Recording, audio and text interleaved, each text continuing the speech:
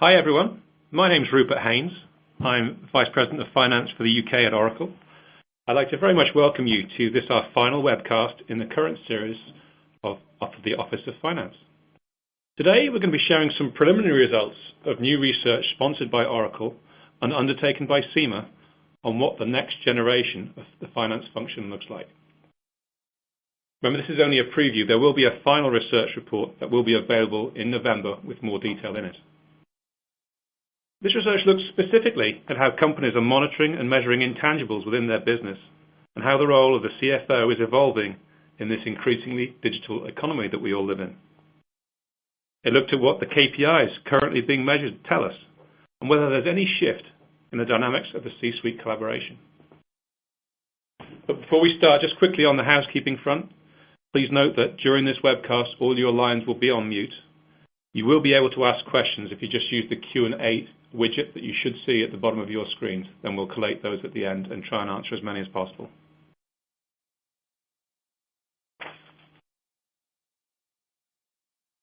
So today I'm joined by Peter Simons, Development and Innovation Specialist at CIMA. Peter is a CIMA member who had over 30 years experience in business before joining CIMA as a member of staff in 2006. He's now the Technical Specialist in the Applied Research Unit in CIMA's Education Department. Peter, I'd very much like to welcome you, and thanks again to you and CIMA for driving this research. Thank you very much. It's a very interesting project.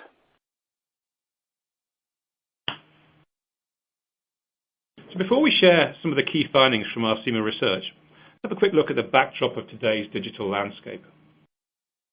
To set some context around this, many analyst firms are talking about how digital technologies are disrupting every function and every industry.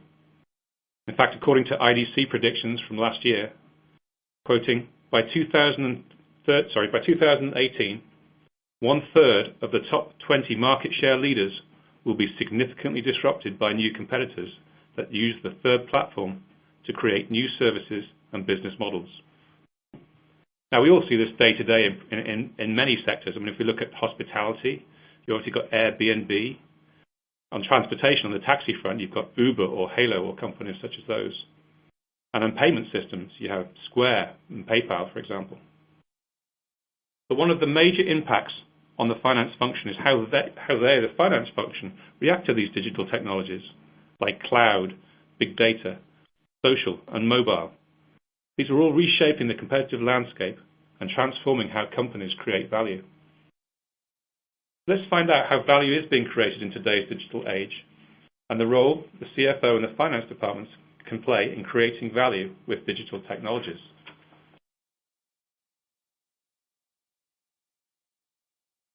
So on this slide, we talk a little bit about intangible assets. So why focus on intangibles? Well, again, looking at some research done by Open Matters and Deloitte in 2014 looked at the way that value is being created in today's digital age. The findings are quite striking. Back in 1975, tangible assets such as plant, property, equipment constituted about 80% of total corporate value on the S&P 500. Today, those tangible assets constitute just less than 20% of corporate value, compared to 80% of the value now created by intangible assets. And by intangible assets, we're talking things like human capital, customers, intellectual property. What does this all mean for us? Well, CFOs and their finance teams need to adapt to this new world. And one key way is to embrace digitally enabled business models and leverage the new technologies which helps them stay ahead of the competition. CFOs using previous generations of the technology are putting their company's management and shareholders at risk, generating lower levels of performance and enterprise value. The more digitally and maybe big data savvy CFOs are spending their organization's resources on building and leveraging their intangible assets, powered by today's technologies. All that said, we're now going to have a little bit more detailed look at the research that CIMA has been driving for us. So, Peter, would you like to give us an overview of the research so that our audience can understand the scope and what you were seeking from this survey? Yes, thank you, Rupert. Firstly, let me say that we share with Oracle the view that the digital age will transform business models. And one of the things that will happen with business models is that things will become commoditized in the sense that there will be a less personal touch. So many things will be automated. This means that the things that will distinguish one business from another are going to be the intangibles, because we'll do many of the same things the same way. Therefore, we're very keen to find out how businesses create value in the digital age and what is the role of the management accountant. That's what we set out to find out with this survey. As you can see from the slide, we had 744 respondents to the survey. And by company size, there's almost 20% in each of the 5 bands we were looking at, starting with companies with a turnover of over 100 million. There was a good spread by country too. You can see the United States and the UK well represented. There were 34 countries in all provided respondents. So we've got a good spread that way. We've also got a good spread in terms of the roles that people played. They're largely in the finance sector, but there are chief operating officers. Something like 20% of the people there are in other senior C-suite roles. And we've complemented the quantitative research with qualitative research in the form of 10 in-depth interviews with senior finance personnel. So we think it's a pretty good story, or a pretty good study. We have what we call an organizing framework. That is the way we think about the world, and so the things we want to question. Our understanding is that the role of finance has been expanding through finance transformation, as we've been calling it, for many years. It's spreading from producing the accounts to becoming more influential in how information is applied in the business. In fact, what we say is that it's about improving decision-making. And we use this, what my American friends call the bubbles diagram, to illustrate this. It starts with data, and in fairness, at the moment with finance, it's mostly financial data. That is used to inform reports, so we're producing information. Then we're applying analysis, trying to find insights, and hoping to influence decisions. And if we don't manage to influence decisions, at least we influence how they are implemented, because we provide the budgets and the forecasts, which are used for that purpose. And we provide the performance measures so that they are managed through its impact. And for many years, we've had almost a monopoly on providing the information that's used to manage the business. But that's about to change. We in finance have been shifting the allocation of resources, the people in finance, from traditional accounting type roles to more FP&A, financial planning analysis roles, and more performance management type roles. But still, it seems our focus is still mainly on financial data. There may be untapped potential in enterprise data and new forms of big data.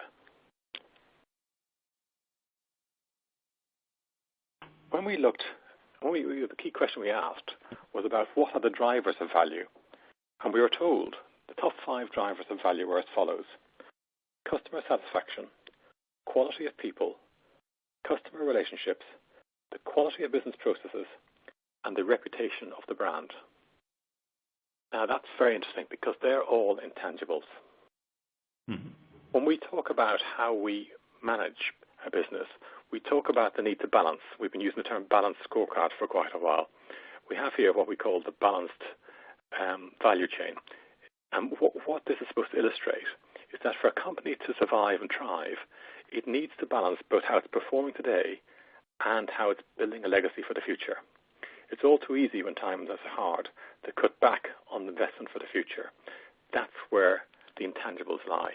That's where you've got the brand, the company's values, those kind of intelligence, intellectual property, and how its innovation and transformation managed. Now, in order to manage the business, we need to have KPIs to manage every step along the way, and we need to find new sources of information to inform those KPIs. Thanks, Peter. That's a very helpful oversight. So in the research you've done, what were the top KPIs that you found that companies were measuring? Well, we did find them. We found actually 8. Naturally, finance comes to the fore. People are looking at return on capital invested.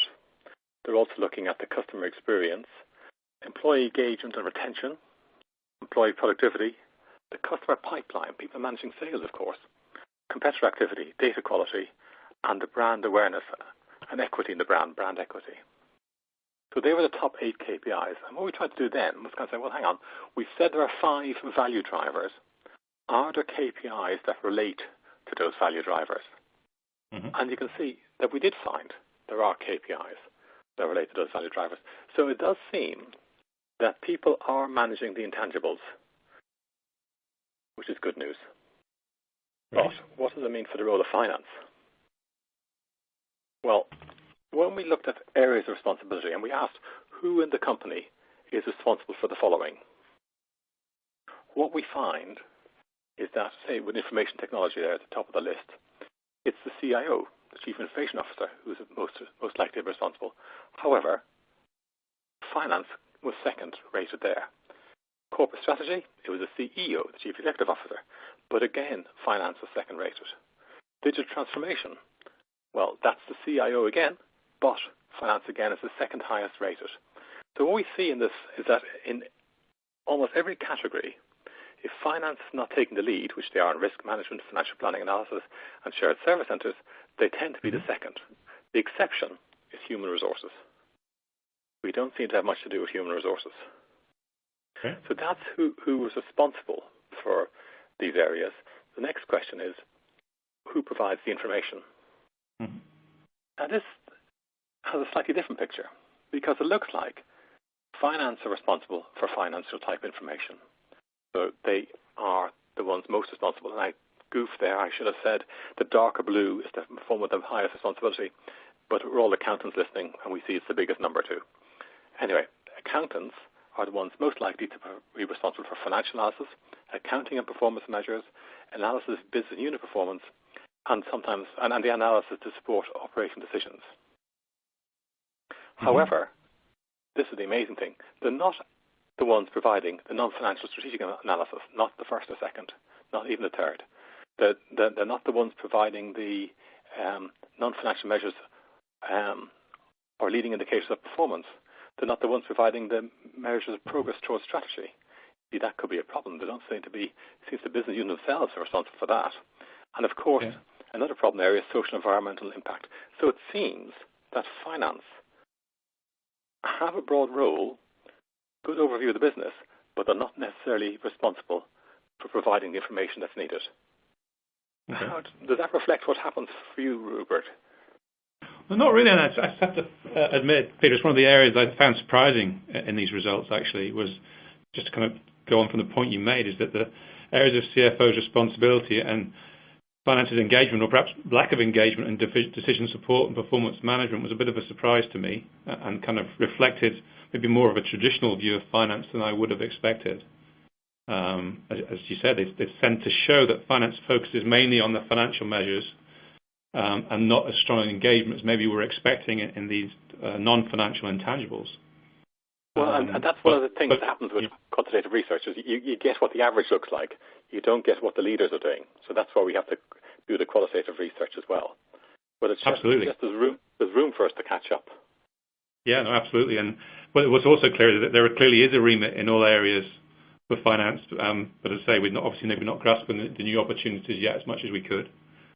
I mean, I think in my experience at Oracle and from speaking to some of our customers, that there are some key reasons we do need to shift our focus as finance in this modern age. The first one is that with the proliferation of data, there's an awful lot of data out there, and everyone in the business can become their own data analyst to a degree with these new tools and views on it.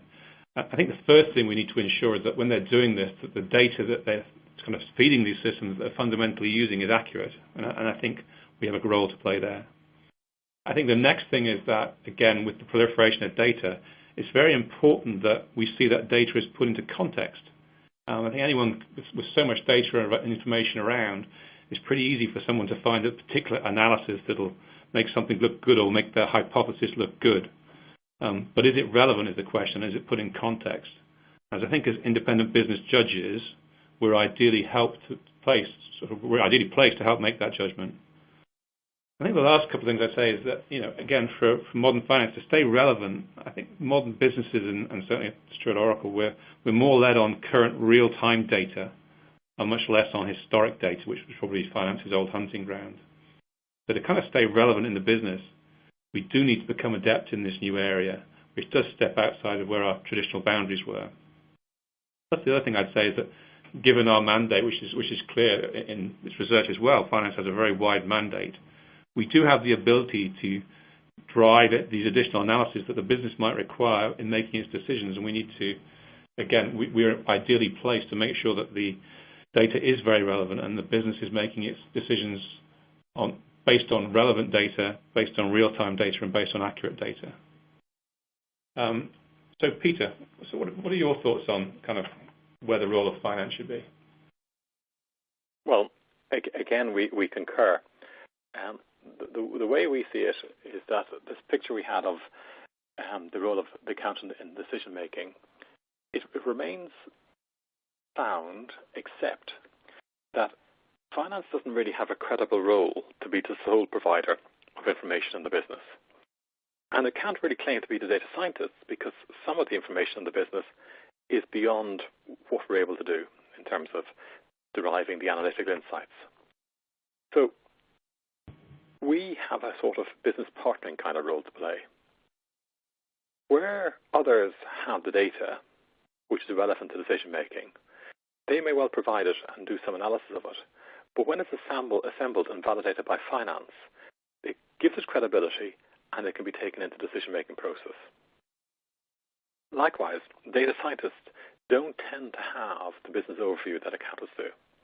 So while they can convert data into analytical insights, there's a need to translate those into commercial insights and apply them again into that decision-making process. And to echo what you say there, accountants have a real role to play in improving decision-making. People need to have confidence in the relevant data. They need to have due diligence applied to the analysis with a view on the value to shareholders. And there's a lot of problems there. People are inclined, can be biased in decision-making there. Accountants bring professional objectivity to bear. Accountants also bring the governance to the business. All the directors share fiduciary responsibility, but as the accountants are the ones doing the external reporting, they tend to own that. And so finance has an opportunity to be influential as a partner to the business to improve decision-making, as somebody who brings the relevant information together. But it requires a development in our skill set. I'll just go on there now to our summary slide, if I may. Yep, sure. Thanks, Peter. That's great. So that's very useful, and it's a great insight to have. So maybe what I can do now is if we can wrap up our discussion before we open up to our Q&A session. Maybe just some closing thoughts from myself, and maybe hand on to Peter for some thoughts from you too. So the digital age clearly represents a lot of challenges to us. I mean, I think CFOs were traditionally the monopoly supplier of management information, but the information we use today is much more diverse, more available, and more instant. And what this survey is telling us is the CFO still provides finance-related information, but perhaps they don't yet significantly own these other forms of data, nor in all cases have the skills needed to do so. And to Peter's point, perhaps full ownership is never going to happen, but certainly a greater level of involvement, it seems to be where we need to go. Data is becoming more and more available, and other departments in the business are supplying and interpreting new forms of information. So again, the CFO and the finance department, if we're not careful, we do risk being sidelined a little. However, I think the CFO and finance teams can, and indeed must, play a key role as the broker of this information used to inform the decisions and manage performance, and they can do this, again, in a couple of ways. I think the first thing is that we must provide the discipline necessary to ensure that the decision makers know that the data they're basing on the decisions on is accurate, and that's key.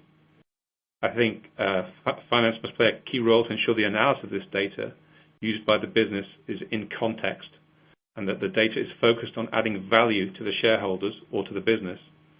So there's kind of a culture of accountability, if you like, and evidence-based decision-making, rather than data just being used to justify a predetermined decision, or a gut feel decision, which is something I think we really need to move away from with all the data that we now have.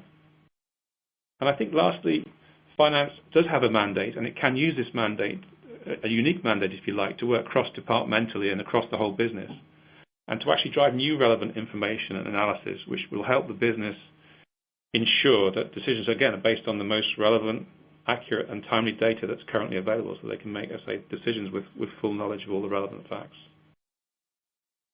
So my personal view is that CFOs and the finance departments themselves must develop the digital knowledge necessary to understand the sources of data so that they can validate it. They need to be able to collate and contextualize that data and present it as well. So it's going to need business partnering skills and communication skills to be able to ensure that the data is relevant and communicated correctly as well. So on that note, Peter, again, where do you think finance sits in terms of having the relevant skill sets to drive into the future? Well, we set out our stall to provide a qualification for accountants in business, and it does have the right core skill sets in terms of the accounting skills, the business understanding, and the analysis skills that are required to be effective business partners. But accountants are going to need to have to build on each of those. For example, if we say we've got analytical skills, it's not much use unless you have the commercial curiosity to go to figure out, well, what does work? What's driving that? What's the root cause there? And even then, it's all very well having analytical skills and the commercial curiosity, but unless you can communicate your insights effectively and work with others, because actually more likely you're going to present an anomaly as an accountant or raise a question, and it's through collaborative working with others that you find insights and manage to improve performance. And that's kind of like you've got the business skills, business understanding, but you need some kind of passion for the business to care enough to go roll up your sleeves and figure out what's happening. And you need empathy with the people in the business to have those conversations. And all the time what you're doing is you're applying that accountant's cynical professional objectivity, questioning, is that right? Is that a good number? And hopefully challenging the business to reach its potential. Because the digital age is going to make quite a few businesses look very different over the next few years. And it's the quality of the decision-making that's going to make a difference. Okay, that's brilliant. Thanks a lot, Peter. So maybe let's now we've got a little bit of time left, although not much. So maybe let's just go through some of the questions that came up through the Q&A during our discussion. So just give us a couple of seconds to collate those.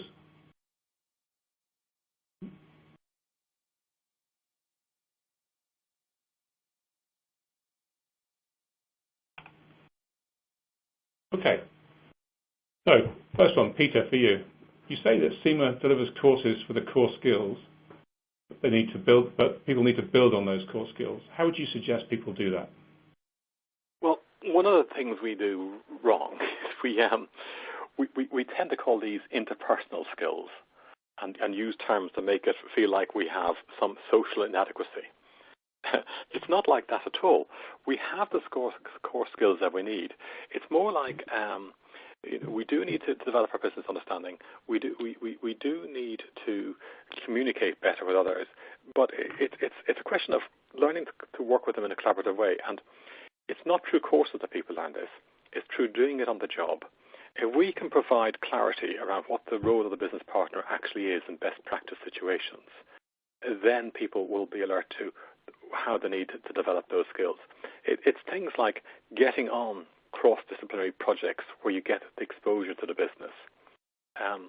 There was a guy at Rolls-Royce years ago, he used to quip that the problem with accountants was they would stay late, close the books, and go home with Hello magazine under their arms. He just wished every now and then they'd have a glance at Aeronautics Today. And it's that kind of interest in the business. For too many accountants traditionally, our job was done when we closed the books at the month end. I even had the experience of being an interim MD once, where somebody would come along and hand me a set of accounts and say, we've done it. And I'd say, what's the story? And they'd say, oh, we haven't looked at it yet. There aren't many accounts like that anymore. But this is what we have to do. We need to become better engaged with the business. Okay.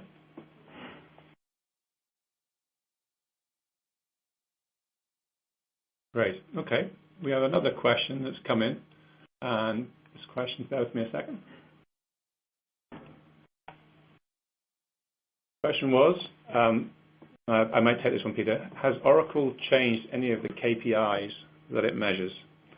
I think it's an interesting question, a good question. So I think answer that in two ways. I think firstly, what we've done, certainly within finance, we've developed our input and involvement in some of the existing KPIs that were being measured, and we've expanded and enhanced them. So if we look on the sales side of it, rather than just being kind of the forecast budgeting team, we now get very much involved in looking at things like rep productivity, rep pipeline growth, deal bandings, how the deals are matching to various industries, a lot of areas like that. And those areas, it's not that they wouldn't have been looked at before, but they certainly wouldn't have been looked at by finance, and they wouldn't have been looked at real time in the way that we do now to really help drive the way the business reacts to those. I think the second thing to say is then there are some fundamental changes in the way we do look at KPIs, and some of these are driven by there's obviously a very big move to cloud now, and from our on-premise business to the cloud. So as a business, we're looking at a lot more at customer-based metrics, customer-based KPIs, such as customer satisfaction and customer interaction. So I think on both levels, there's definitely a change and a move in terms of how we look at KPIs and how finance gets involved, as I say, and we're driving very hard as well to get involved in those what we've traditionally been seen as non-finance KPIs. So I think we have a really strong role to play. Maybe on the next question, then maybe this might be the last one before we wrap it up. Peter, are there any other interesting themes that came out of the research that you'd like to share with us? Yeah, there are four. Four, if I may. Firstly, as you say, Rupert, this looks a bit old-fashioned. In the sense that finance don't seem to be taking on as broad a role as we've been talking about for years, and in particular, they don't seem to have the engagement with the non-financial measures that we would have expected them to have. Number two is we seem to have difficulty with intangibles, not just finance, but I think business as a whole. I suspect that things are not being measured as well as they might be. I suspect we as finance personnel are not bringing the professional objectivity to bear that we might to ensure that new sources of data are being used the way they might be. For instance, is that HR skills are not measured as well as we think they might be. Or it certainly measuring soft issues like HR skills is a problem. Another area, quite many companies' rhetoric about environmental concerns and social concerns, social responsibility, it seems to be an area that's probably falling between two stools. When the answer is the CEO does it or the business does it, it probably means nobody's doing it. The CEO is going to be far too busy, and the business has other priorities too. There is further work to be done here. There are issues arising that we need to go out and talk to people about. Okay. That's brilliant. Thanks, Peter. So in the interest of time, we're just coming up to the half hour, so the timing seems to have worked well. I'm going to wrap up this webcast. So listen, firstly, thank you very much, everyone, for attending this last webcast of our finance webcast series, and thanks also to those of you who listen to it on recording later. A huge thank you goes out to Peter for his inputs today, and also to the wider CIMA organization, you, Peter, for driving this research. It's extremely interesting and extremely useful, so a big thank you for that. It's fun to work on it. Interesting. Great. So if anyone needs more information on this topic, please go to the oracle.com webpage, which you can see there, www.oracle.com. Or alternatively, please go to the CIMA webpage, which is shown there, www.cimaglobal.com. We hope you've enjoyed this overview of the key findings of the research. And just to reiterate, the research will be soon available in a lot more detail if you want. And if you want to know more, I suggest if you can attend the Modern Finance Experience on Wednesday the 28th and Thursday the 29th of October during Oracle Open World, if you're lucky enough to be in San Francisco and California at that time. Other than that, just like to say thank you very much again, and bye for now.